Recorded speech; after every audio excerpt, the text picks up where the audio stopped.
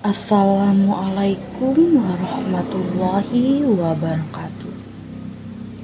Perkenalkan, nama saya Yolanda Wulandari, NIM 19051242999 dengan program studi Pendidikan Bahasa dan Sastra Indonesia Universitas Riau. Baik, pada kesempatan kali ini saya akan membuat praktik mengajar tentang teks eksposisi di Sekolah MTS Sasana Pekanbaru. Selamat menyaksikan.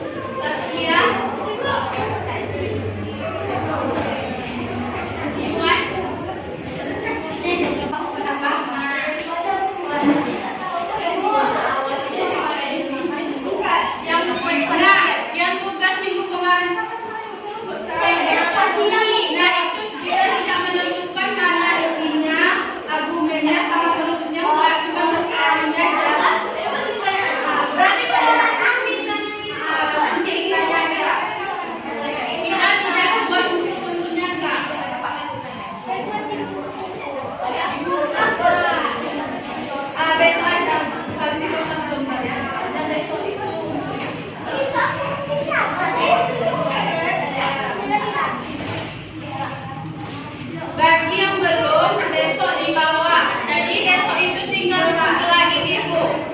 Ya. Jangan ada yang lupa lagi besok. Ya.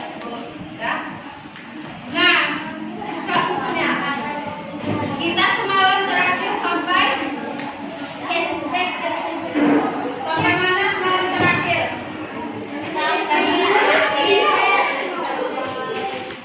Unsur-unsur ya. Sampai unsur-unsur tadi buat kayak gini, ya kan? Sampai unsur, sampai kembali kan? Nah, ibu ingatkan kembali apa yang dimaksud dengan teks eksposisi. Tapi yang masih ingat, tunjuk tangan. Nanti kasih nilai. Siapa yang bisa menjelaskan apa itu teks eksposisi? Pendapatnya sendiri. Ayo, siapa? Nggak boleh dari buku, boleh baca buku dulu, tapi nanti pendapatnya yang diikukan. Ayo, siapa? Biar bukan dari namanya. Ibu.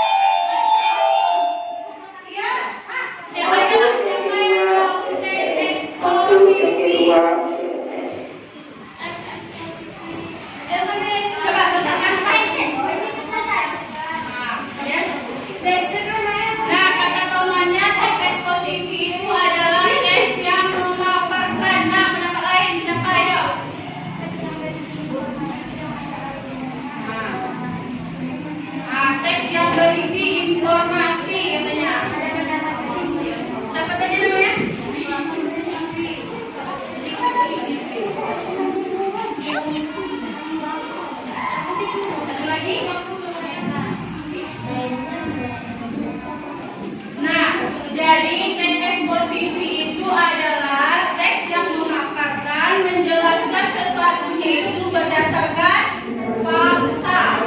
Kemudian ada yang didukung dengan apa pola? Adanya gambar. Lagi.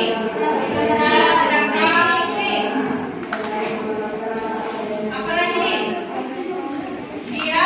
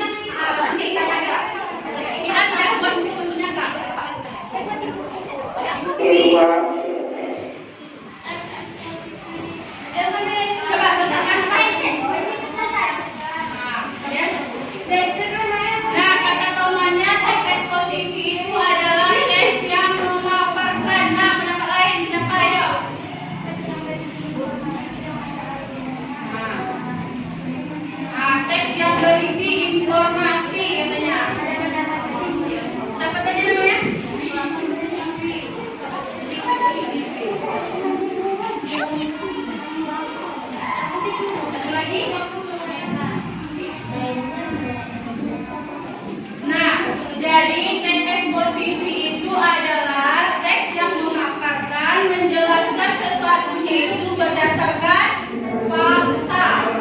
Kemudian ada didukung dengan apa pola? Adanya gambar, lagi, grafik, apa lagi? Dia diagram. Kemudian fakta. Apa lagi? Yang malam. Statistik.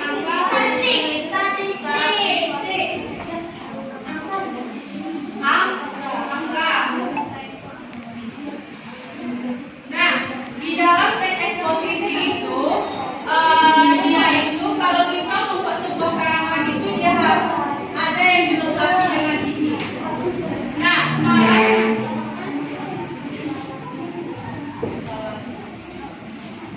semalam itu yang ikut dulu kalian buat karangan sendiri apa adanya ini, tapi berdasarkan fakta.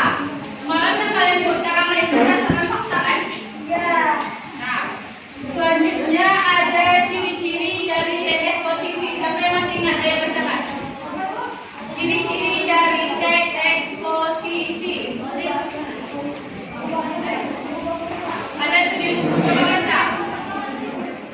Siapa yang mau? Ciri-ciri dari teks eksposisi itu kamu punya ciri-cirinya, Bu. Ya, kita berdasarkan pendapat. Nah, yang kedua siapa? Mengandung fakta. Apa lagi? Ciri-cirinya yang di dalam pengertian itu.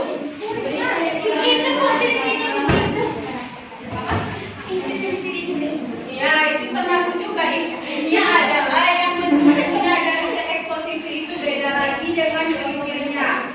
Kalau ciri-cirinya berdasarkan objektif, ada juga. Kemudian apa lagi?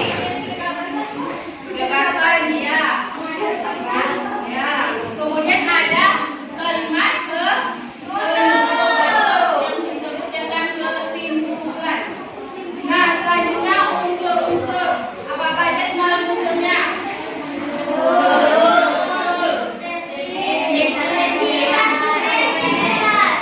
Tesis atau pembukaan. Argumen atau isi.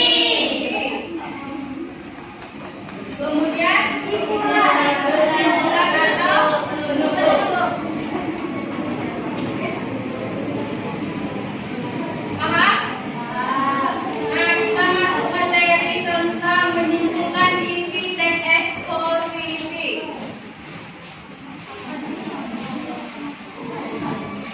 Menyimpulkan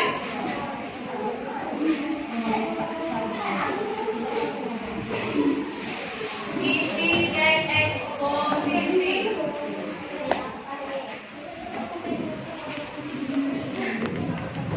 Nah, di dalam menyimpulkan isi teks eksposisi itu ada yang dinamakan dengan pola-pola. Pola-pola dan jenis. Coba tengok bukunya. Jenis-jenis teks eksposisi. Yang pertama, coba apa itu polanya? Enggak. Yang halaman 51, coba buka halaman 51. Materi tentang menyimpulkan isi teks eksposisi. Menyimpulkan isi teks eksposisi. Nah, di dalam menyimpulkan isi teks eksposisi itu ada yang dinamakan dengan pola-pola. Pola-pola dan jenis. Coba tengok punya. Jenis-jenis teks eksposisi. Yang pertama, coba apa itu polanya? Enggak. Yang halaman 51, coba buka halaman 51. Ada pola-pola paragraf umum khusus atau yang disebut dengan deduktif. Yang kedua ada pola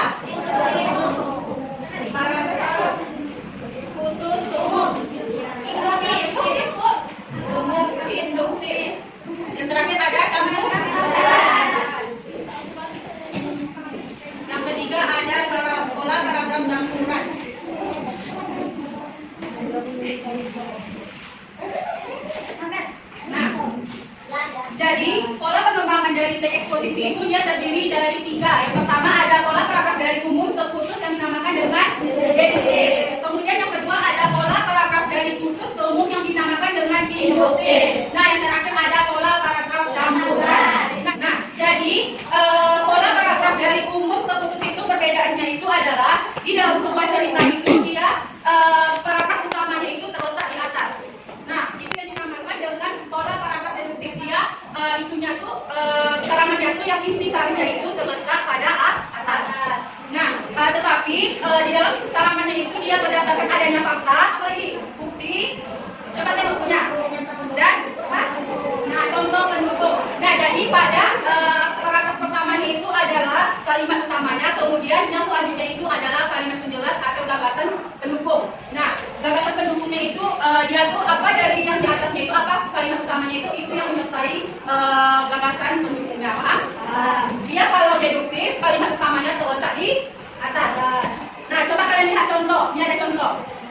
Nah, contoh ini coba lihat balik bukunya. Nah, contoh ini yang tulisan yang ditebalkan ini adalah kalimat utamanya. Coba tengok, paham? Nah, kalimat yang ditebalkan ini adalah itu kalimat utamanya. Nah, jadi yang tidak ditebalkan ini adalah kalimat penjelasnya. Jadi kalimat penjelas ini berkaitan dengan kalimat utama, paham? Paragraf induktif, kalimat utamanya terletak pada akhir. Kalimat utamanya terletak pada akhir paragraf. Perbedaan deduktif dan induktif itu adalah kalau dia deduktif, dia kalimat utamanya terletak pada awal paragraf, tetapi kalau paragraf induktif itu kalimat utamanya terletak pada akhir paragraf. Jadi kalau pada yang induktif itu, yang kalimat utamanya itu adalah kalimat penjelasnya terlebih dahulu, baru kalimat utamanya yang terakhir. Paham? Nah, kalau deduktif, kalau yang deduktif ini, coba lihat dulu. Kalau yang deduktif ini, kalimat utamanya terletak pada awal paragraf. Nah, setelah dia kalimat utamanya baru kalimat penjelasnya di akhir paragraf. Tetapi kalau dia yang induktif, kalimat utamanya itu terletak pada akhir paragraf. Jadi ada pola paragraf campuran. Paragraf campuran ini dia kalimat utamanya di awal sama yang di akhir. Itu bedanya. Kalau isinya itu baru yang di tengah atau kalimat penjelasnya. Campuran dia terletak di awal sama di akhir. Yang di akhir itu adalah yang dinamakan dengan pokoknya kalimat utamanya di awal dan di akhir. Tetapi yang di akhir itu kalimat yang berkaitan dengan yang di awal. Kalau yang campuran, pokoknya dia tuh tidak terlepas dari kalimat utamanya. Misalnya yang pada kalimat utamanya dia membahas dia harus berkaitan juga sama dengan saya kesimpulan. Jadi kalau kesimpulan itu kan dia harus berkaitan dengan isi semua dari teks itu kan. Nah, jadi kalau yang campuran itu juga dia terletak pada awal dan pada akhir. Kalimat penjelasnya atau gagasan penjelasnya itu terletak di tengah. Kita lihat contoh yang campuran. Ini yang tulisan yang disebelahkan itu adalah kalimat utama. Dia terletak dan di akhir. Coba tengok punya. Nampak? Nah, tapi yang di tengahnya itu adalah isi atau yang disebut dengan kalimat penjelas. Paham? Nah, kalau yang khusus umum kalimat utamanya terletak di mana? Di awal. Kalau yang kalimat pendukungnya? Kalau yang induktif, kalimat utamanya terletak di akhir. Kalimat penjelasnya? Kalau yang campuran? Di awal dan di akhir. Kalimat penjelasnya di tengah. Nah, paham? Kalian seperti itu Pak? Nah, dia biasanya kalau dalam soal dia itu tidak ada tulisan saya di belakang itu ada. Jadi kalian harus membacanya dulu. Yang mana itu apanya? Yang induktif, deduktif atau campuran. Kalau di contoh jangan ada yang saya tulisan di belakang ini. Tapi kalau untuk di soal jangan ada. Jadi kalian harus membacanya dulu. Jadi kalian harus tahu di mana itu gagasan utamanya. Baru kalian bisa menentukan. Misalnya gagasan utamanya yang paragraf pertama terletak di awal, berarti dia deduktif. Kalau misalnya kalimat utamanya terletak di awal dan juga di akhir, berarti campuran.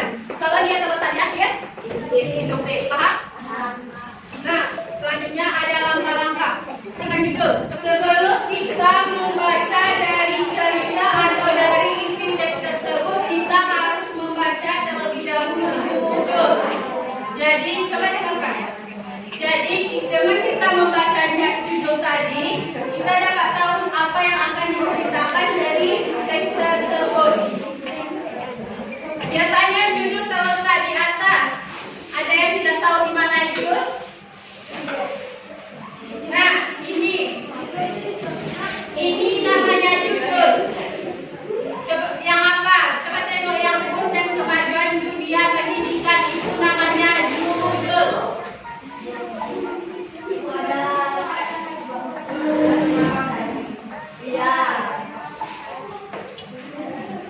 Itu adalah judul. Paham? Ada yang tidak tahu judul? Ada yang tidak tahu judul terletak di mana? Judul terletak di atas. Nah, jadi sebelum kita membuat karangan itu, kita tentukan dulu apa judul yang akan kita buat. Paham? Nah, selanjutnya temukan gagasan utama di setiap paragraf. Nah, gagasan utamanya itu biasanya di dalam setiap paragraf itu terdapat gagasan utama. Tetapi dia itu berkaitan dengan ini. Misalnya pada paragraf pertama di dalam cerita ini, misalnya gagasan utamanya itu terletak pada awal paragraf. Itu yang disebut dengan deduktif. Nah, di dalam ceritanya yang kedua, pada paragraf kedua misalnya dia terletak di awal dan juga di akhir. Itu yang dinamakan dengan campuran. Tetapi kalau dia terletak di paragraf ketiga, misalnya dia terletak pada akhir paragraf, itu yang dinamakan dengan induktif. Paham? Yang terakhir rangkaian gagasan utama di setiap paragraf. Nah, coba kalian baca yang paragraf pertama yang ini. Contoh ini, contoh teks UN dan kemajuan dunia pendidikan. Siapa ya? Nih, Anissa ya, Kairunisa. Coba baca yang paragraf pertama.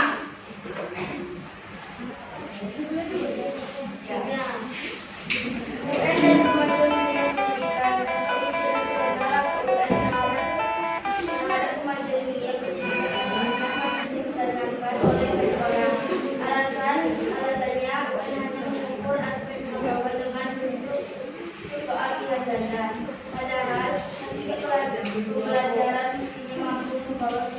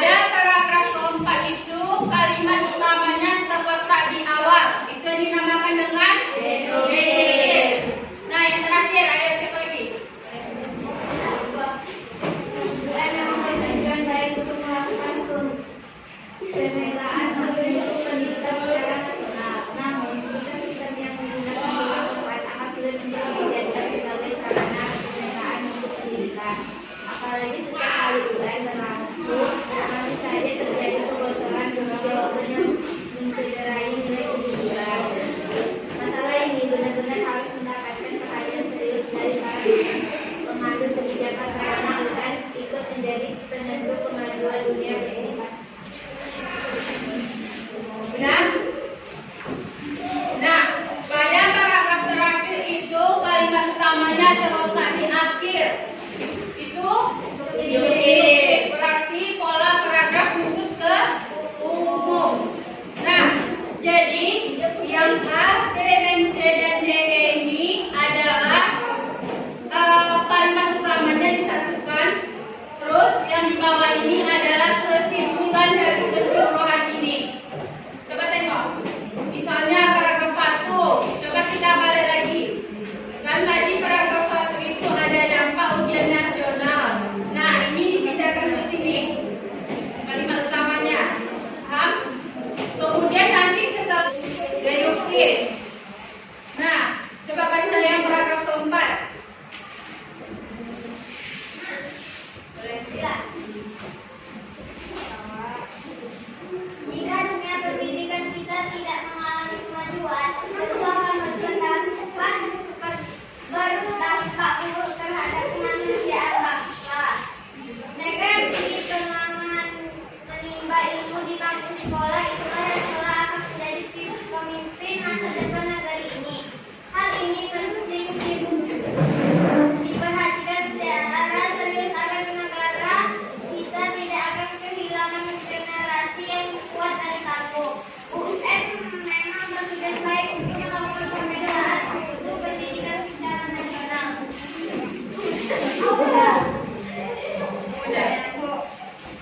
Nah, pada paragraf keempat itu kalimat utamanya terletak di awal. Itu yang dinamakan dengan deduktif.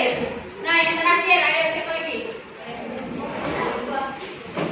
UN memang bertujuan baik untuk melakukan pembelaan untuk pendidikan secara nasional. Namun, jika sistem yang digunakan belum tepat, akan sulit untuk dijadikan sebagai sarana pembelaan untuk pendidikan.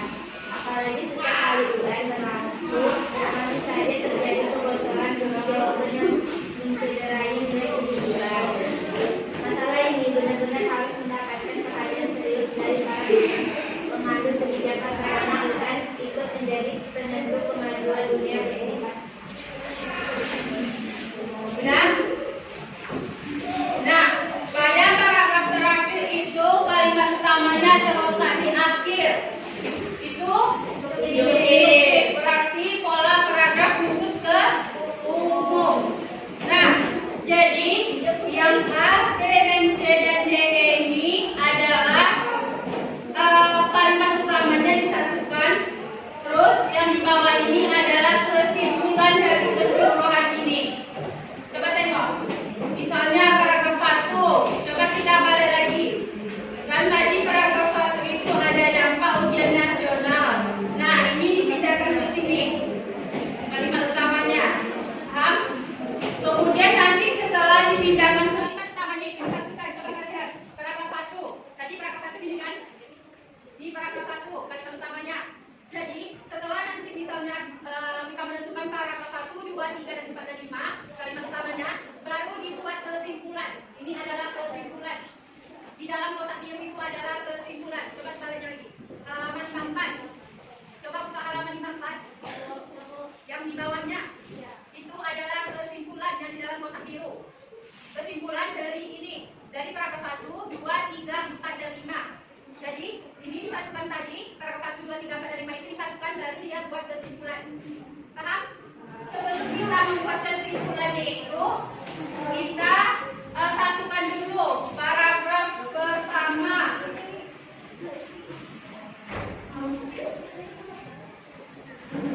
Kemudian 2, 3, dan seterusnya. Berapa dia paragraf di dalam karangan itu?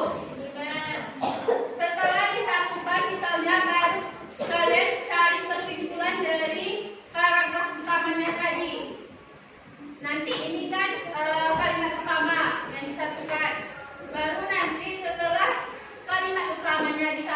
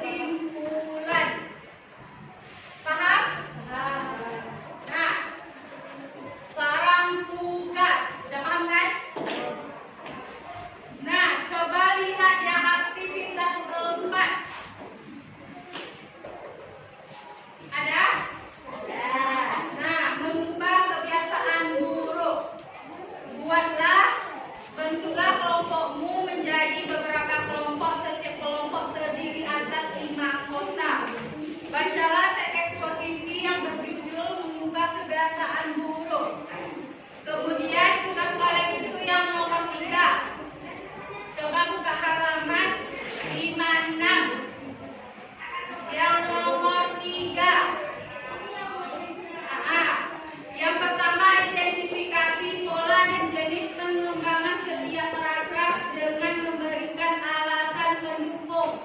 Pola itu ini.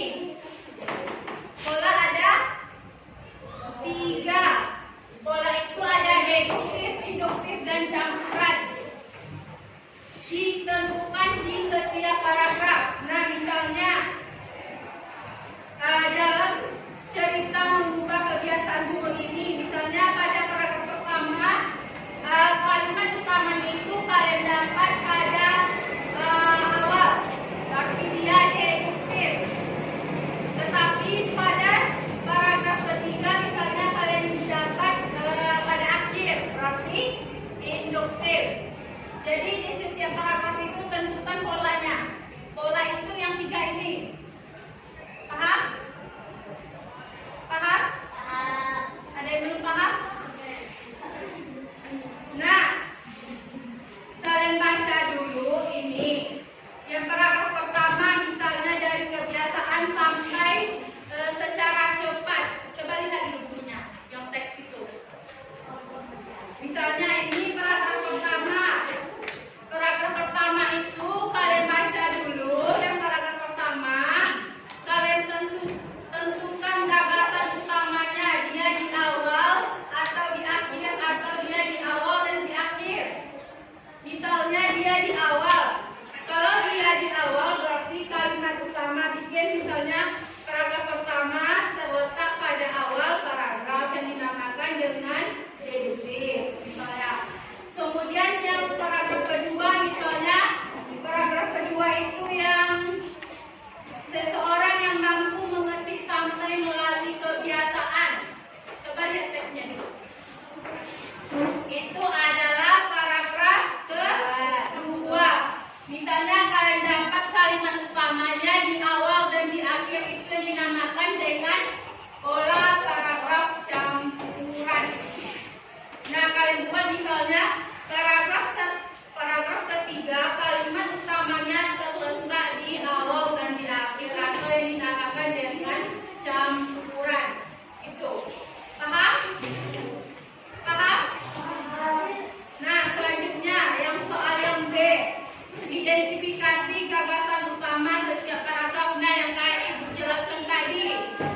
Gagasan utamanya terletak di mana? Misalnya di awal atau di akhir, atau di awal dan di akhir. Sesuai dengan ini. Paham?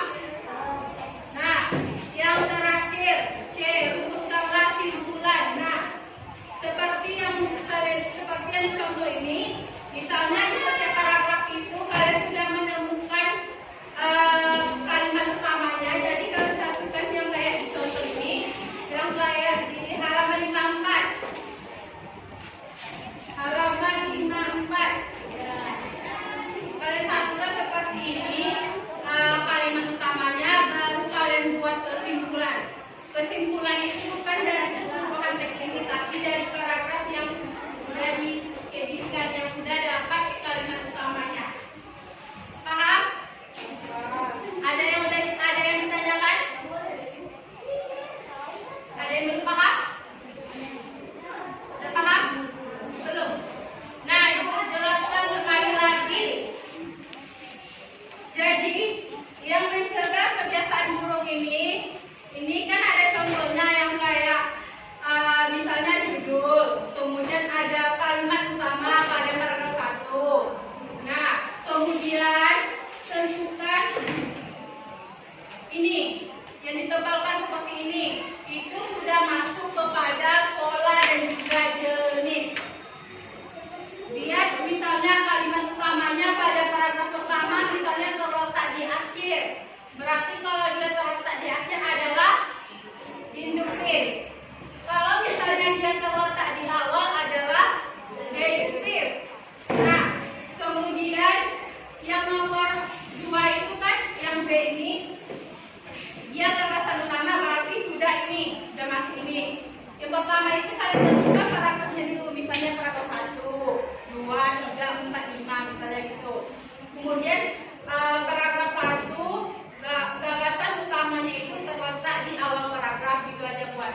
Kemudian nanti baru ikutkan dengan ini, misalnya kalau dia di awal berarti dia deduktif. Kemudian baru setelah kalian tentukan di setiap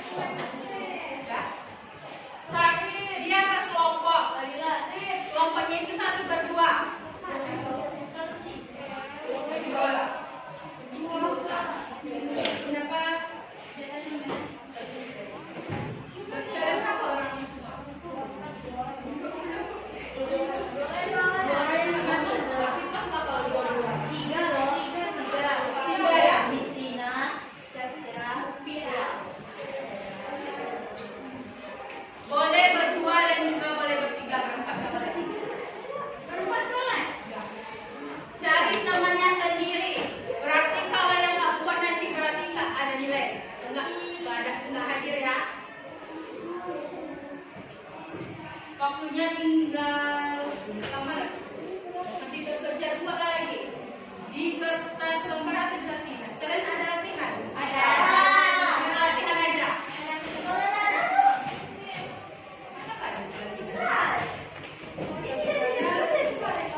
Kalau nggak ada di kertas lembar aja. Kalau yang ada di latihan, kalau yang nggak ada di kertas lembar. Paham? Jadi kalian tentukan di setiap jaditannya itu paragraf pertama. Kemudian kalian tentukan kalimat utamanya. Baru kalian tentukan ini.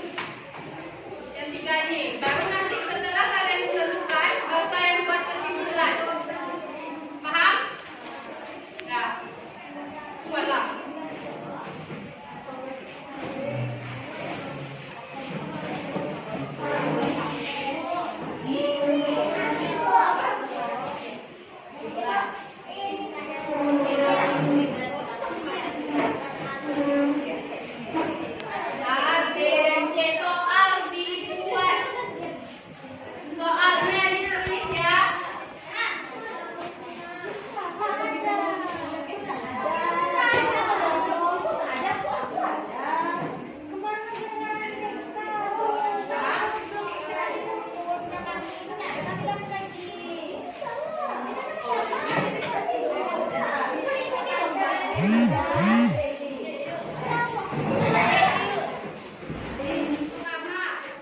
Paragraf pertama itu kalian baca dulu. Yang paragraf pertama kalian tentukan gagasan utamanya. Dia di awal atau di akhir, atau dia di awal dan di akhir.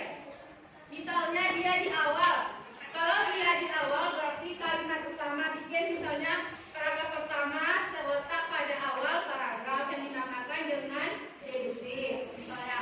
Kemudian yang paragraf kedua misalnya paragraf kedua itu yang seseorang yang mampu mengerti sampai melalui kebiasaan. Coba lihat teksnya nih. Itu adalah paragraf kedua. Misalnya kalian dapat kalimat utamanya di awal dan di akhir itu dinamakan dengan pola paragraf campuran. Navigasi gagasan utama setiap paragrafnya yang kayak ibu jelaskan tadi. Gagasan utamanya terletak di mana? Misalnya di awal atau di akhir, atau di awal dan di akhir. Sesuai dengan ini. Paham? Nah, yang terakhir C, rumuskanlah simpulan. Nah, seperti yang contoh ini, misalnya di setiap paragraf itu kalian sudah menemukan kalimat utamanya. Jadi kalian satukan yang kayak di contoh ini, yang kayak di halaman 54. Halaman 54. Kalian satukan seperti ini kalimat utamanya, baru kalian buat kesimpulan. Kesimpulan itu bukan dari keseluruhan teks ini, tapi dari paragraf yang sudah dieditkan, yang sudah dapat kalimat utamanya. Paham? Ada yang ditanyakan? Ada yang belum paham? Sudah paham? Kalimat utama bikin misalnya paragraf pertama terletak pada awal paragraf yang dinamakan dengan deduksi. Misalnya. Kemudian yang paragraf kedua misalnya paragraf kedua itu yang seseorang yang mampu mengerti sampai melalui kebiasaan. Coba lihat teksnya. Itu adalah paragraf kedua. Misalnya kalian dapat kalimat utamanya di awal dan di akhir itu dinamakan dengan pola paragraf campuran. Nah, kalian buat misalnya paragraf ketiga kalimat utamanya terletak di awal dan di akhir atau yang dinamakan dengan campuran. Itu. Paham?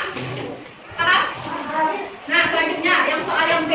Identifikasi gagasan utama setiap paragrafnya yang kayak ibu jelaskan tadi. Gagasan utamanya terletak di mana? Misalnya di awal atau di akhir, atau di awal dan di akhir. Sesuai dengan ini. Paham? Nah, yang terakhir C, rumuskanlah simpulan. Nah, seperti yang contoh ini, misalnya di setiap paragraf itu kalian sudah menemukan kalimat utamanya. Jadi kalian satukan yang kayak di contoh ini, yang kayak di halaman 54. Halaman 54. Kalian satukan seperti ini kalimat utamanya, baru kalian buat kesimpulan. Kesimpulan itu bukan dari keseluruhan teks ini, tapi dari paragraf yang sudah dieditkan, yang sudah dapat kalimat utamanya. Paham? Ada yang ditanyakan? Ada yang belum paham? Sudah paham? Belum? Nah, jelaskan sekali lagi. Jadi, yang mencegah kebiasaan buruk ini kan ada contohnya yang kayak misalnya judul, kemudian ada kalimat utama pada paragraf 1. Nah, kemudian tentukan ini yang ditebalkan seperti ini, itu sudah masuk kepada pola dan juga jenis. Lihat misalnya kalimat utamanya pada paragraf pertama misalnya terletak di akhir, berarti kalau dia terletak di akhir adalah induktif. Kalau misalnya dia terletak di awal adalah deduktif. Nah, kemudian yang nomor 2 itu kan yang B ini, dia kata utama berarti sudah ini, sudah masuk ini. Yang pertama itu kalian tentukan paragrafnya dulu, misalnya paragraf 1, 2, 3, 4, 5 misalnya gitu. Kemudian paragraf 1 gagasan utamanya itu terletak di awal paragraf juga ada buat. Kemudian nanti baru ikutkan dengan ini, misalnya kalau dia di awal berarti dia deduktif. Kemudian baru setelah kalian tentukan di setiap paragraf itu, baru kalian buat kesimpulan.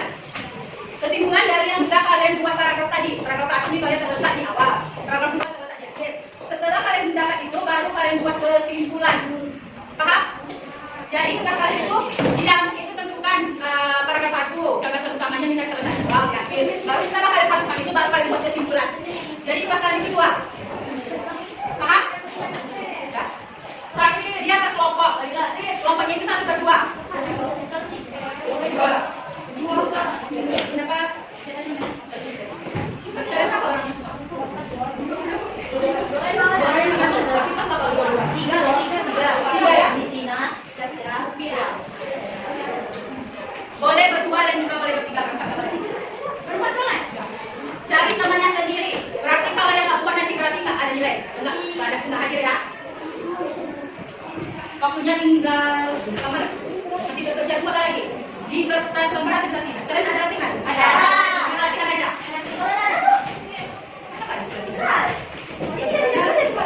Kalau nggak ada di kertas lembar aja. Kalau yang ada di latihan, kalau yang nggak ada di kertas lembar. Paham? Jadi kalian tentukan di setiap jaditannya itu paragraf pertama. Kemudian kalian tentukan kalimat utamanya. Baru kalian tentukan ini. Yang 3 ini. Baru nanti setelah kalian tentukan, baru kalian buat kesimpulan. Paham? Nah, pulang.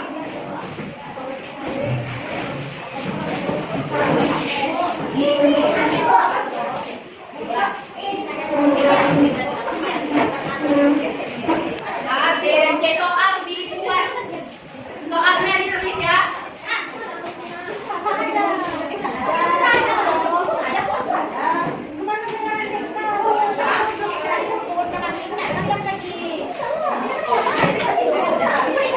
Ada